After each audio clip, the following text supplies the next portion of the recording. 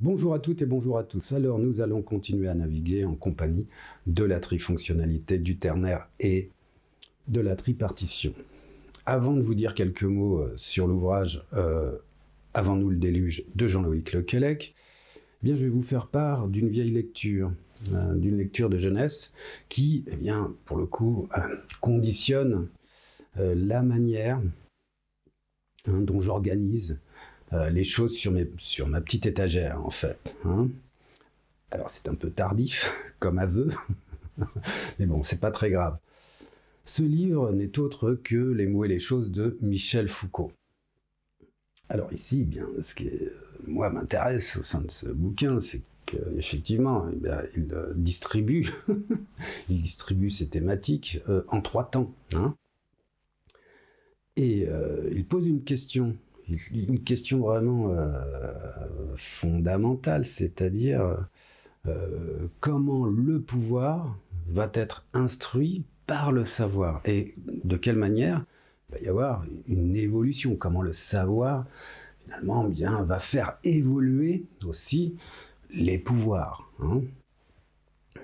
Et donc effectivement il y a 3 dimensions, une dimension qui concernerait le vivant, la biologie et finalement son évolution vers la clinique. Alors ici, concernant les mots et les choses, on pourrait considérer que ce sont des chantiers en fait. Alors un chantier déjà commencé concernant la clinique, avec Histoire de la folie, qui précède le livre Les mots et les choses. Ok, donc ça, c'est un premier chantier. Et donc, toujours cette manière de considérer le savoir comme producteur de pouvoir, en fait, et qui va faire évoluer la clinique jusqu'à un certain nombre de livres qu'il écrira par la suite. Deuxième chantier. Le deuxième chantier concerne le pouvoir politique au sens fort. On pourrait concerner la force guerrière, et c'est comment finalement le savoir va transformer cette force guerrière en force économique. Et force économique, on le voit aujourd'hui, qui est hégémonique et qui est d'ailleurs mondialisée, et qui conditionne d'ailleurs la force guerrière, il conditionne les guerres en fait. Donc ça, c'est un deuxième chantier. Il en parlera aussi au sein de ses séminaires durant les années 70, début des années 70, et d'ailleurs, il produira un concept qui n'est autre que celui de biopolitique. Donc deuxième chantier. Et puis ensuite, troisième chantier qui se réfère au langage, au discours, et donc au savoir philosophique, qui évolue au point, alors pour Michel Foucault, de disparaître, mais de disparaître sans vraiment disparaître, puisque d'autres disciplines vont le remplacer. Et effectivement, au XIXe siècle, il y a la naissance d'un nombre de disciplines assez considérable, voire aussi au XVIIIe siècle, évidemment, ça évolue. Et pour Michel Foucault, il y a 2 disciplines importantes qui sont la naissance à la fin du XIXe siècle de la psychanalyse et au XIXe, la naissance de l'ethnologie. Donc il va s'appuyer plutôt sur ces disciplines finalement. Alors ici, on pourrait dire aussi que c'est un chantier et qu'il en tirera, si je ne me trompe, qu'il en tirera ce livre qui n'est autre que l'archéologie du savoir. Donc ok, voilà les mots et les choses. C'est un livre qui m'a influencé, et notamment un terme, un mot qui m'a influencé, c'est le mot taxinomie. La taxinomie, c'est l'art de classer. Donc c'est un art, c'est pas une science, c'est l'art de classer. Et effectivement, l'art de créer des index, de créer des répertoires, de procéder à des classifications, etc., etc. Donc, c'est un peu ce que je fais, hein, finalement. J'essaie de classer dans des cases et de trouver, alors, une manière tout à fait commune et classique, hein, puisque depuis le début, on est parti de Dumézil, et on retrouve le ternaire, quand même, en termes de structure, un peu partout, hein, du moins dans tout ce qui est au moins de l'ordre de la communication, hein, pour faire des synthèses, en fait. Hein. Le ternaire, ça sert aussi beaucoup pour faire des synthèses. Ok, je vais parvenir donc enfin à vous parler, alors pas exactement de l'ouvrage Avant nous le déluge, je le mets ici en référence, hein, c'est un ouvrage très riche et je vous invite à le lire. Je vais vous parler plutôt bien des hypothèses de Jean-Loïc Lequelec. Et ces hypothèses, en fait, sont très intéressantes. Avant, d'ailleurs, je vais vous présenter un peu le bonhomme, Jean-Loïc Lequelec, qui eh bien, verse dans ce qu'on appelle les études transdisciplinaires. C'est-à-dire que, eh bien, il a plusieurs cordes à son arc. Et effectivement, on pourrait en citer 3. Il est à la fois anthropologue, mythologue, il fait de la mythologie comparée, et aussi, eh bien, archéologue. Hein. Il a eu des expériences de terrain en tant qu'archéologue. Ok.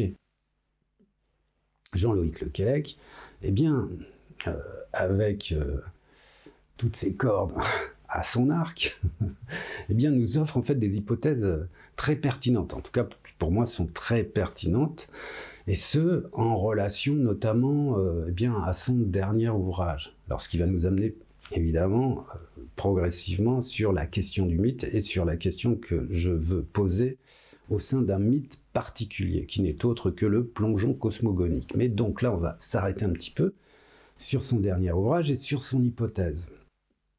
Des hypothèses avec eh bien, les contenus de disciplines qui ont été croisés. Donc les contenus croisés, de disciplines. Ok. Qu'est-ce que nous dit Jean-Loïc Lequelec ? Eh bien, il se pose une question. Une question qui est la suivante, c'est de savoir pourquoi nos ancêtres ne se sont pas contentés de graver et de dessiner simplement eh bien, sur le seuil de leur grotte, notamment sur le seuil de leur habitat. Pourquoi ont-ils été si loin, aussi profondément dans les cavernes et dans les grottes, pour représenter eh bien, à la fois ce qu'on va qualifier très vite de bestiaire, avec des chevaux, des bisons, des aurochs, alors des bisons, non, des aurochs plutôt, et ce qui aussi l'étonne, c'est pourquoi eh bien, on retrouve certains de ces dessins dans ce qu'on appelle des boyaux, ou dans ce qu'on appelle des cavités, où il n'y a qu'une seule personne qui peut y aller, en fait, où il n'y aurait qu'une seule personne qui peut apprécier le dessin, et sans toutefois pouvoir l'apprécier dans toute sa totalité. Donc c'est une question que Jean-Loïc Lequelec se pose, et à partir de cette question, alors évidemment je résume, je vais très vite, à partir de cette question, eh bien, il va tenter de la croiser avec la mythologie, ou les mythologies, notamment les mythes d'origine. Alors les mythes d'origine, il y a plusieurs types de mythes qu'on peut eh bien classer. Il y a les mythes cosmogoniques qui concernent la création de la Terre, les mythes anthropogoniques qui concernent la création de l'humanité, les mythes sociogoniques, création de société, et les mythes étiologiques qui concernent le comportement animal et plutôt les caractères ou les caractéristiques des animaux. Alors Jean-Loïc Lequelec nous explique ça dans de nombreuses conférences concernant par exemple la houppe du pivert. Alors pourquoi est-elle rouge en fait, et donc il nous explique tout ça avec beaucoup de talent. Donc mythe étiogonique de étiologie finalement, étude du comportement animal. Ok, donc différents types de mythes d'origine. Bon, pour finalement, qualifier, savoir comment l'humanité est née, par exemple. Et ici, alors concernant les mythes anthropogoniques, surtout comment l'humanité est née mortelle, puisque au sein des mythes, l'humanité à la base était la plupart du temps immortelle. Et cette humanité qui vivait en compagnie des dieux, qui vivait sans doute en compagnie des dieux à tête de cerf, des dieux à tête d'oiseau peut-être, etc., etc., et qui vivait en pleine harmonie avec toute la faune existante sur Terre, ils vivaient effectivement dans des souterrains. Alors, ici, quand on a ce mythe que je résume très très vite, ou les mythes en général, qui qualifient une vie éternelle, paradisiaque quelque part, où les hommes étaient immortels, au sein d'un souterrain. On peut légitimement se dire que le souterrain, c'est aussi la grotte, c'est aussi la caverne. Et donc, finalement, les dessins, les gravures que l'on retrouve au fin fond des grottes auraient peut-être à voir, finalement, en termes d'hypothèse, avec les mythes d'origine, c'est-à-dire avec le fait que les hommes représentaient, nos ancêtres ont représenté, finalement, un état paradisiaque de la vie humaine qui se trouvait à un moment donné sous terre. Alors Jean-Loïc Lequelec, effectivement, nous explique, puisque c'est un homme savant, qu'il y a aussi cet état paradisiaque, l'état d'immortalité des hommes et des femmes d'ailleurs, se trouve aussi au-delà des cieux. Donc se trouve aussi, on peut se rappeler ici des mythes grecs, par exemple, des hommes qui vivent en compagnie des dieux. Mais là, pour le coup, au-delà des horizons, au-delà des apparences, et en fait, il y a un moment dans le mythe anthropogonique, où les hommes sortent de sous terre ou bien descendent des cieux. Donc dialectiquement, c'est la même chose. En tout cas, ils sortent de terre, et là, qu'est-ce qui leur arrive ? Ils deviennent mortels, en fait. Et le récit,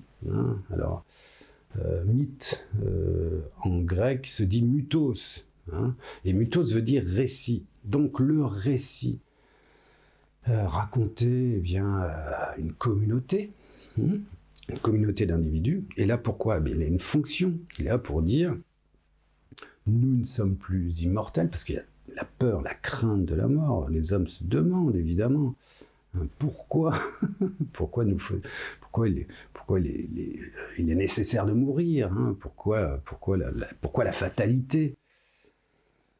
Et ce mythe répond à cette angoisse finalement, répond à cette question, et il explique en fait qu'il y a eu effectivement des hommes qui à une époque étaient immortels et vivaient en compagnie des dieux, mais qui à un moment donné, il y a eu un moment de bascule, sont finalement sortis, alors pour diverses raisons que je ne vais pas vous expliquer là encore.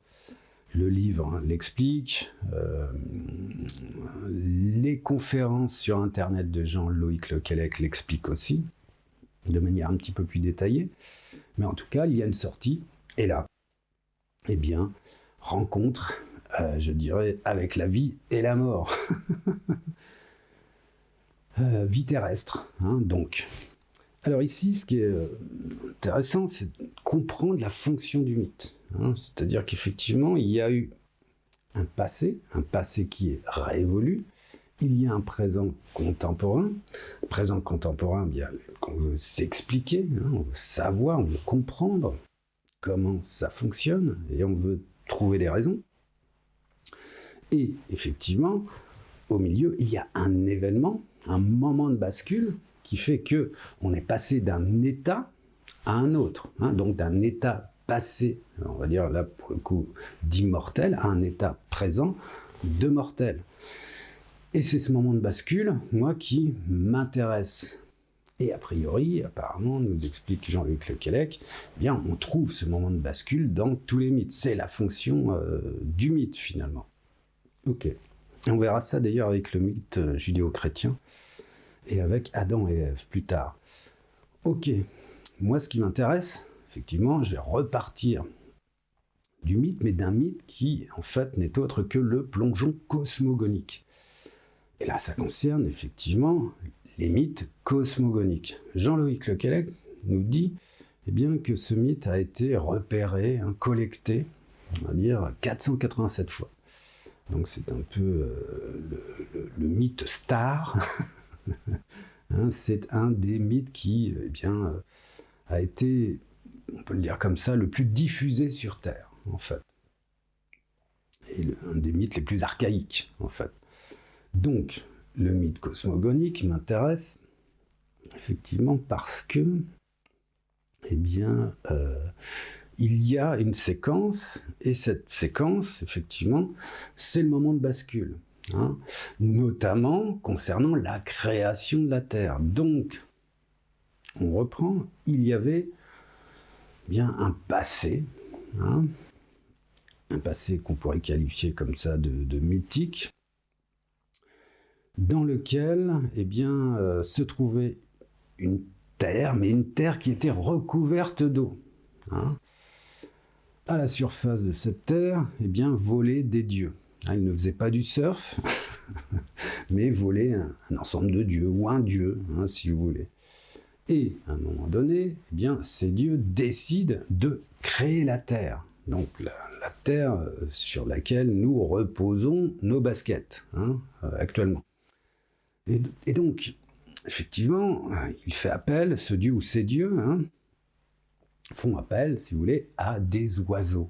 Et il demande à ces oiseaux eh bien, de plonger tout au fond de la mer, et notamment à un oiseau, en premier lieu, de plonger tout au fond de la mer pour récupérer un petit peu de gravier, de sédiments, de glaise, de vase, voire, et puis les remonter à la surface, et effectivement, eh bien, de manière magique, pouvoir faire en sorte que ces éléments puissent se reproduire et faire en sorte que naisse la Terre. Ok. Les dieux font donc appel à un oiseau, un gros oiseau comme ça, alors je l'ai représenté de cette manière-là. Il plonge au fond de la mer, mais ne réussit pas à remonter en fait bien le nécessaire. Donc les dieux font appel au sein du récit mythique, du mythe en fait. Ils font appel à un deuxième oiseau, moyen oiseau, hop, rebelote. Il ne parvient pas à ramener le nécessaire. Et en fait, troisième temps, donc là aussi ça m'intéresse, puisque Jean-Loïc Lequelec nous dit qu'en règle générale, les mythes se développent en 3 temps. Alors pas seulement, le moment de bascule en fait se développe en 3 temps, mais pas seulement, donc en 2 temps aussi, en 4 temps, ça dépend. Ok, et donc là, troisième temps, c'est un petit oiseau qui va tout au fond de la mer et qui ramasse en fait le nécessaire pour pouvoir, eh bien, quand même, engendrer la Terre. Donc créer la Terre. Et à partir de là, effectivement, hop, c'est parti. La Terre est engendrée. Donc ça, c'est un récit, en fait. Alors moi, ce qui m'intéresse ici, eh bien, c'est cette partie. Alors je vous ai fait un petit graphique ici, un petit peu confus, sans doute, énigmatique. Mais ce qui m'intéresse ici, eh bien, c'est de travailler, en fait, sur ce moment de bascule. Et sur ce moment de bascule, évidemment, en 3 temps. Alors, quelles sont les indications? Et surtout, quelle est ma question? Ma question, c'est de savoir, finalement, si au sein de ce moment de bascule, on ne pourrait pas repérer des éléments qui se réfèrent aux premières, alors je vais le dire, c'est très ambitieux ce que je dis, mais c'est qu'une hypothèse après tout, c'est qu'une spéculation, mais qui pourrait se référer au premier moment de construction se rapportant à l'imaginaire et au symbolique.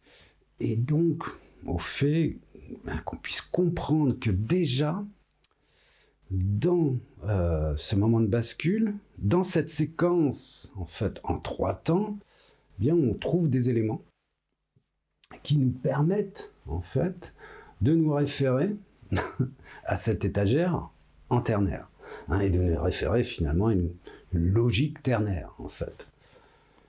Ok, qu'est-ce qu'on constate? On constate dans un premier temps, eh bien, qu'il y a une histoire de taille. Il y a donc un gros oiseau, un moyen oiseau et un petit oiseau. Ces tailles vont être importantes au sens où, eh bien, elles vont définir quoi? Elles vont définir une hiérarchie. Donc, un oiseau fort, moyennement fort, pas très fort, plutôt faible. Donc ça, déjà, si vous voulez, c'est quelque chose en termes de segmentation, en termes de mesure, en fait, en termes de calcul, c'est déjà un effort d'abstraction, en fait. Et cet effort va continuer concernant, eh bien, finalement, l'objet lui-même. Alors, l'objet ou le sujet, c'est-à-dire que, effectivement, ça va être un oiseau. Alors, quand je dis ça, il faut bien s'imaginer que l'oiseau en tant que tel, si vous voulez, ne sait pas qu'il s'appelle oiseau, ne sait pas qu'il s'appelle condor, épervier ou martin pêcheur. Il est en contact rapproché, très rapproché avec le réel, l'air qui le porte, ou qui le déporte d'ailleurs, sa progéniture, sa nourriture, tout ça est complètement scellé en fait. Il n'y a pas de segmentation, pas de séparation, etc. Donc c'est nous en fait qui, au sein d'un récit, imaginons eh bien, des oiseaux, et notamment des oiseaux en particulier. Alors ici, effectivement, je vais inventer, mais c'est pour des questions, on va dire, pédagogiques, mais je vais inventer, je vais dire, voilà, ce qui était désigné au sein du mythe, c'est le condor, c'est l'épervier, c'est le martin pêcheur, et on les identifie, effectivement, au sens du particulier. Alors, j'ai marqué particulier ici, Donc, ce sont des sujets-objets, on va dire, particuliers. Donc, condor, épervier, martin pêcheur. Ok. Donc là, on a aussi cette idée, finalement, bien de soustraction du réel, observation des oiseaux, on soustrait, on en fait des copies, mais c'est aussi une extraction pour engendrer des créations symboliques, notamment nommer un oiseau qui serait un condor, et finalement l'isoler, le séparer du réel, et donc en créer un sujet-objet abstrait en fait, mais au sens d'une identification, donc d'un particulier. Ok ? Donc ça c'est déjà aussi une... Voilà, au sein de ce mythe, on peut repérer ça, si vous voulez, de manière très simple, en fait. Et puis, on peut aussi repérer la question, ici, c'est la question de l'objet, du particulier, on peut aussi repérer cette question se référant à l'universel et à la temporalité. Alors, la temporalité, c'est quoi? C'est un oiseau plonge au fond de la mer. Un deuxième oiseau plonge au fond de la mer, un troisième oiseau, je vais y arriver, plonge au fond de la mer. C'est une séquence, en fait. Et c'est une séquence, qu'on pourrait qualifier d'identique. C'est un temps, on compte, en fait. Donc, ces séquences, finalement, se référeraient bien au temps. Alors, c'est une séquence, c'est là aussi, c'est la difficulté, qui se réfère, à une spatialisation. Alors, au-delà de l'étendue, on va dire, ce qui se référerait à un contexte, à une situation. La situation étant celle d'un dieu qui demande à des oiseaux de plonger au fond de la mer. Et donc, il y a un contexte, en fait. Ok. Donc, ça correspondrait bien, effectivement. Contexte, espace, hiérarchisation. On revient aussi au gros, au moyen, au petit. Et ici, alors ce qui est peut-être un peu plus compliqué à comprendre, concernant la temporalité, ça concerne aussi la valeur, ça concerne aussi des moyens qui nous permettent non pas de valoriser, là pour le coup, mais d'évaluer. Donc c'est toujours la question, finalement, de la mesure. Et cette mesure, en termes de séquence, 1, 2, 3, cette mesure 1, 2, 3, c'est quoi? C'est la comptabilité. Et cette mesure, eh bien, ça peut s'étendre, en fait. Ça peut concerner ce dont je vais vous parler plus tard, le temps objectif.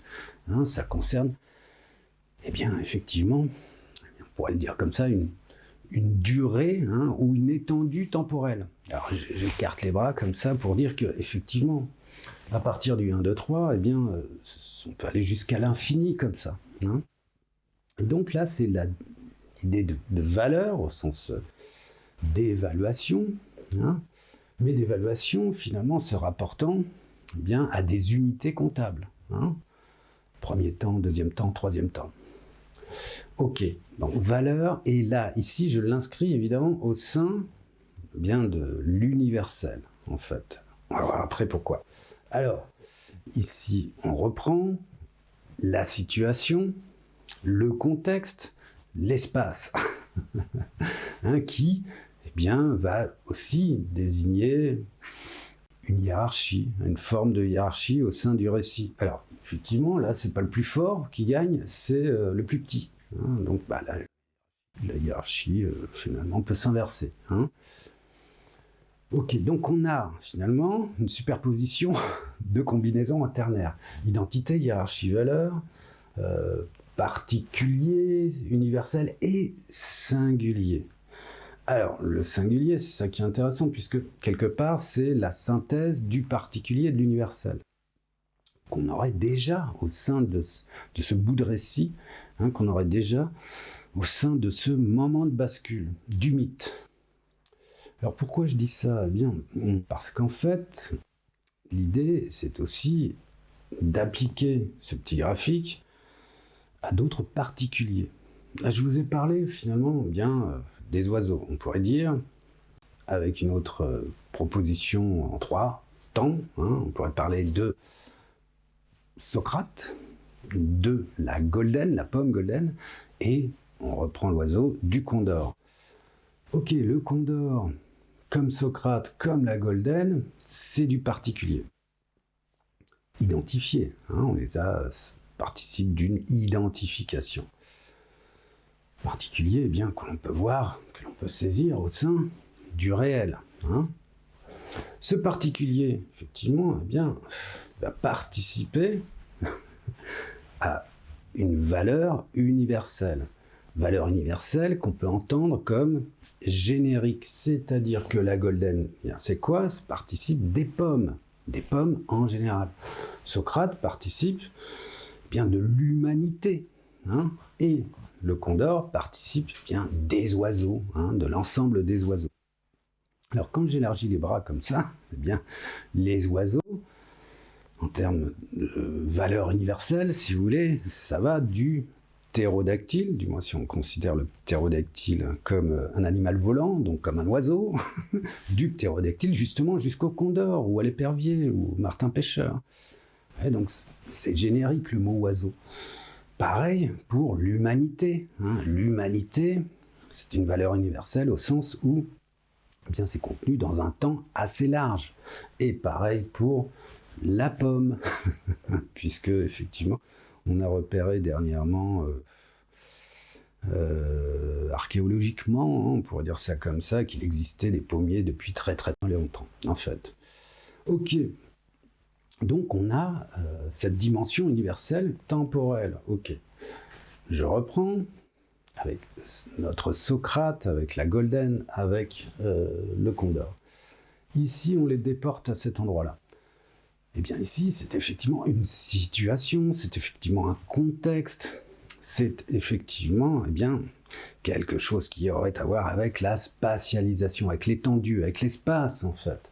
Alors, quand je dis situation, contexte, eh bien, ça veut dire que Socrate eh bien, est philosophe.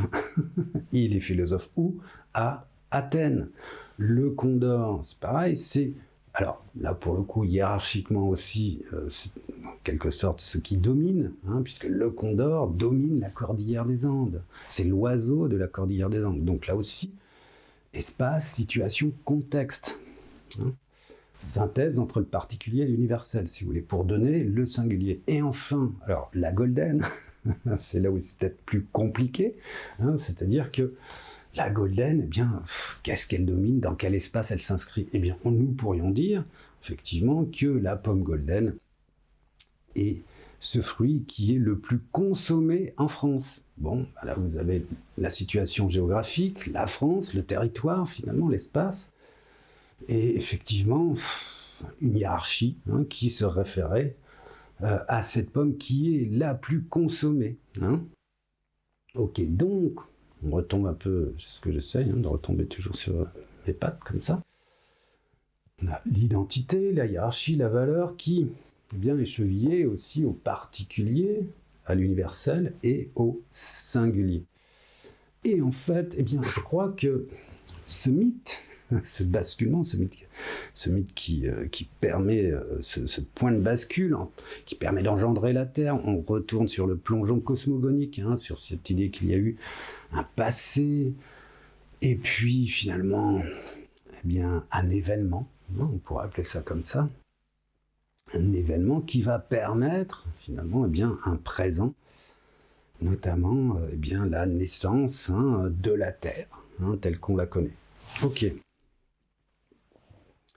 Alors ici, insister un petit peu sur cette idée de point de bascule hein, concernant les mythes. Je vais prendre le mythe chrétien, le mythe judéo-chrétien, qui n'est autre que Adam et Ève, et aussi il y a un troisième larron hein, qui est le serpent qui en fait était plus ou moins un lézard avec des bras et des jambes. Hein, alors Dieu finalement lui retira hein, bras et jambes pour en faire un serpent de ce lézard un petit peu surréaliste hein, qui eh bien, existait apparemment au paradis. Hein, donc temps mythique, temps du paradis, où sont Adam et Ève. Et là, effectivement, qu'est-ce qui se passe? Eh bien, Ève hein, va croquer dans le fruit défendu. Automatiquement, c'est Ève la pécheresse. Hein, bon, voilà. Alors, je ne dis pas ça pour la condamner, hein, bien entendu. Hein. Alors, donc, elle mange ce fruit de la connaissance, finalement. Fruit défendu qui est le fruit de la connaissance, et bah, le partage avec Adam. Là, bim, rien ne va plus, tout change. Eh bien pourquoi? Bah, parce qu'ils accèdent à la connaissance. Et en accédant à la connaissance, alors bon, il y a Dieu le Père qui se fâche, qui les chasse du paradis, mais il y a un événement aussi important, c'est-à-dire bien qu'ils prennent conscience, finalement, de leur propre identité. Hein? Alors ça c'est dans la Bible, hein, ils prennent conscience finalement qu'ils s'appellent Adam et Ève, donc il y a une séparation, il y a une identité, hein, déjà des particuliers, et ils prennent connaissance aussi bien d'un phénomène qui n'est autre que la nudité. Qu'est-ce qu'ils font? Alors bien évidemment, au sein des peintures chrétiennes, on invente quoi? La feuille de vigne pour cacher les organes sexuels, pour cacher le sexe d'Adam et de Ève. Alors ici, c'est intéressant aussi, c'est-à-dire que le fait de prendre connaissance, eh bien finalement, c'est aussi segmenter, c'est aussi bien finalement, comme je l'ai dit, hein, soustraire des éléments du réel pour en faire des représentations concepts, en fait. Hein. Pour nous, en fait, effectivement, notre corps, hein, eh bien, il est entier, il ne fait qu'un. Hein, il n'y a pas de parties comme ça, séparées, hein, ce n'est pas possible. Alors, on sépare effectivement ce en regard d'objets de connaissance. On dit bah, une main, un avant-bras, un bras, une épaule. Alors, on peut faire des découpes comme ça hein, dans l'espace. Et donc, bien, pour le sexe, c'est la même chose. On fait une découpe. Alors ici, une découpe particulière, effectivement, pour Adam et Ève, puisque c'est chevillé finalement à une énergie qu'on appellerait la pulsion sexuelle, et cette énergie Et évidemment, au sein de la société humaine, eh bien justement, ne fait pas société. Elle ne correspond pas finalement aux normes établies qui permettent de faire société. Alors, la sexualité, évidemment, c'est important pour pouvoir se reproduire. Toutefois, la nudité, personne ne se balade à poil aujourd'hui, la nudité, en fait, n'est pas acceptée. Et puis, le fait effectivement, qu'il y ait des pulsions sexuelles. Donc, tout ça est régulé. Et donc, le fait de prendre conscience de sa nudité pour Adam et Ève fait aussi appel à ce qu'on appelle, alors là, je me réfère à Freud, puisque on va petit à petit vers la psychanalyse, fait appel à ce qu'on appelle le corps morcelé. Donc là, c'était pour citer comme ça un des objets de connaissance de Freud, finalement, qu'il a lui aussi soustrait du réel, qu'il a extrait du réel pour finalement créer un terme, qui qualifie finalement la manière dont on envisage notre corps propre, d'une part, et notamment les parties du corps qui sont problématiques pour faire société, mais aussi pour envisager finalement le reste de notre environnement. C'est-à-dire qu'effectivement le reste de notre environnement est complètement segmenté par le biais des concepts et des représentations. Ok ? Donc, effectivement, nos deux personnages, Adam et Ève, sont chassés du paradis et, là encore rebelote, comme dans les mythes, ils deviennent mortels, alors qu'avant, ils étaient immortels. Et ce qui est intéressant aussi ici, c'est quelque part le fait de prendre connaissance de leur état, en fait, avec un savoir, avec des concepts et des représentations, si vous voulez, qui fait qu'ils deviennent mortels. Sinon, ils ne savent pas qu'ils sont mortels, ils sont au paradis et finalement ils sont chevillés complètement au réel. Alors pour finir, effectivement, moi c'est l'idée de proposer une hypothèse, et de proposer une hypothèse en me disant que du point de vue de ce moment de bascule au sein des mythes, qui est en règle générale anternaire, on peut dégager une structure qui finalement correspondrait sans doute à une manière, aussi pour nous, occidentaux, évidemment, d'organiser autant les particuliers, l'universel, que le singulier. Autant d'ailleurs des manières d'organiser ce qu'on identifie, ce qu'on valorise et ce que l'on hiérarchise, en fait. Donc voilà, c'était une tentative, c'est une hypothèse comme ça, une spéculation, voire une élucubration de ma part. Je vous remercie et je vous dis à la prochaine fois.